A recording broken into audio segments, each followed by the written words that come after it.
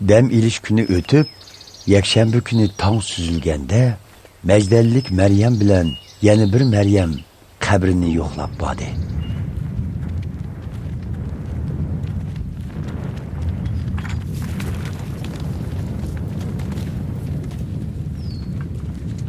Shuqsiz qattiq yer tavrab ketdi.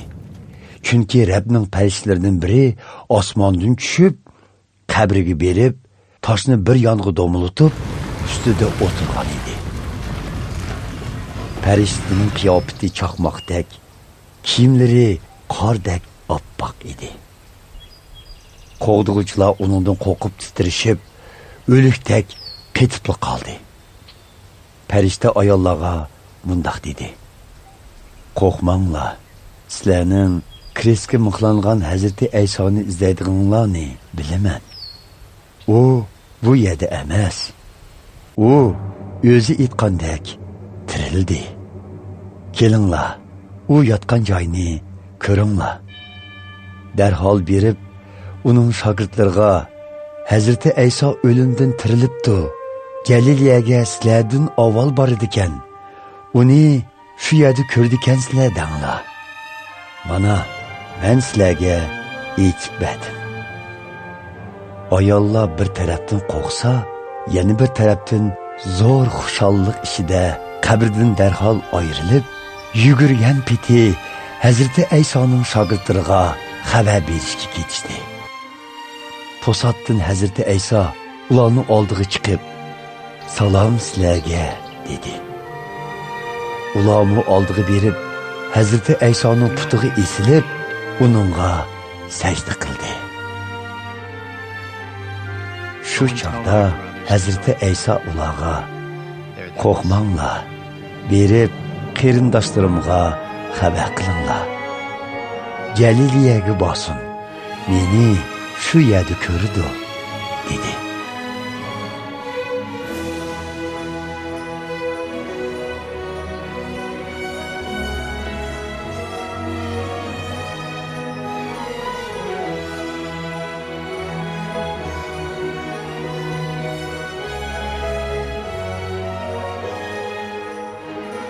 Ayollar texi yo'lda ketayotganda, qabr qo'dg'uvchilarning ba'zilari shaharga kirib, bo'lgan voqealarning hammasini oliy ruhoniylarga xabar qildi.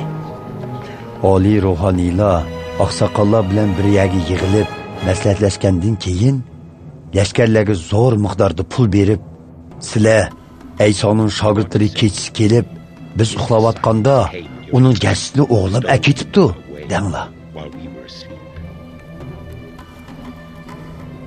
Agar bu xabar valining quliga yetib qolsa, biz orig'i tushib, sizlarga gap keltirmaymiz, dedi. Shundoq qilib, lashkarlar pulni oldi va ularning degini bo'yicha qildi. Bu ig'vo bugungacha Yahudiylar orasida tarqalib kelmoqda. 11 shogird Hazreti Ayso ularga aytgan Galileyadagi tog'ga chiqishdi. Ular Hazreti Aysoni ko'rganida uningga sajda qilishdi. Lekin ba'zilari gumon ichida edi. Hazreti Ayso ularning yoniga kelib, mundoq dedi: "Arshda va yer yuzida butun huquq menga berildi.